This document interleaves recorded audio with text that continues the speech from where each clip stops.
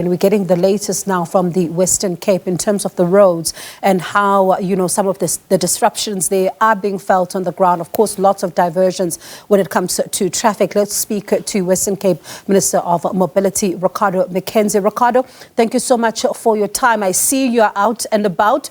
Let's talk about the latest on the ground, especially as far as the road closures are concerned. Yeah. The latest at the moment, as we earlier indicated, we have 87 roads that are currently closed in the Western Cape. And these are mainly your main roads, your regional roads. This is excluding your smaller roads and your gravel roads. Those roads are being managed by we nearly have 500 provincial traffic officers deployed to ensure people get safely home. But it is, as you can imagine, a difficult situation. We understand people are frustrated. We understand that they need to get home to the destination. But we're urging them to please adhere to the instructions of our traffic officers because we're doing it in their interest. We want to make sure people arrive safely home and keeping the roads closed while the water subsidized and the water goes away so we can open those roads safely is the best way to do it. So has there been a situation, I mean, we saw from the visuals, even some of the, the visuals that our reporters were showing us, that there are some people who are cut off, who are not able to, get to the next town and all of that. Let's get a sense of then how that has also further compounded the work you're doing. That has been one of the most difficult things, as you can imagine, because people wanted to get flights, people need to get to work. So there have been thousands and thousands of people.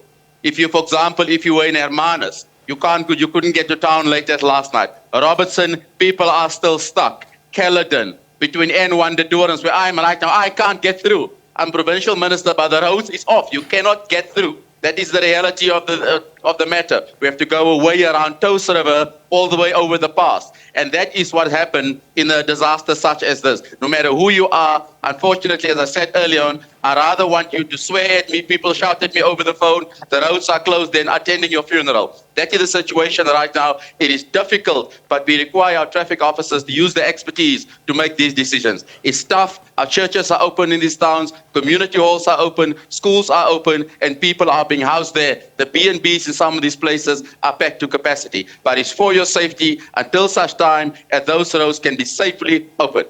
So, Ricardo, I know you say that about 87 roads have been closed in the Western Cape. Give us a sense of the extent of the damage. The extent of the damage right now is what you can see and what you see from the visuals.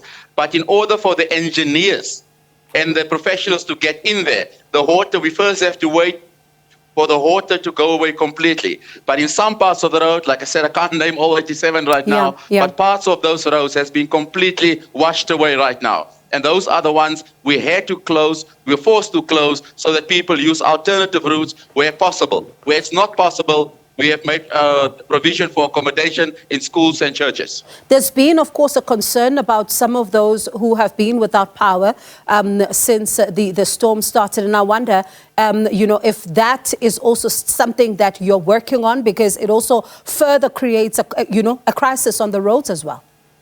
Yeah. It does create a crisis. I mean, when you have robots not working, but when you have ESCOM engineers themselves can't get to a substation because it's flooded. So physically, they cannot get to a substation to start working on it and switching it on. There's nothing you can do. You don't want to put those officials and their lives in danger, because then you have another problem. You have people who can't fix those substations. What about the people who, sometimes don't want to move from their homes? Because we know how people can be. They don't want to move from their homes to get to places of safety. How are you dealing with that?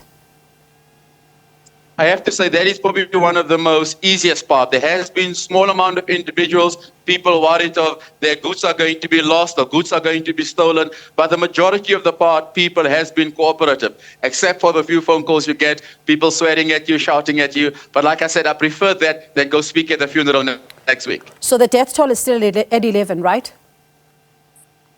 As we stand, that's what it is. Obviously, there are still people being looked for, but we don't want to cause panic amongst families who are currently looking for loved ones. It's unfair for them to find out via radio, TV that we're looking for their relatives. Ricardo, thank you so much for giving us that update.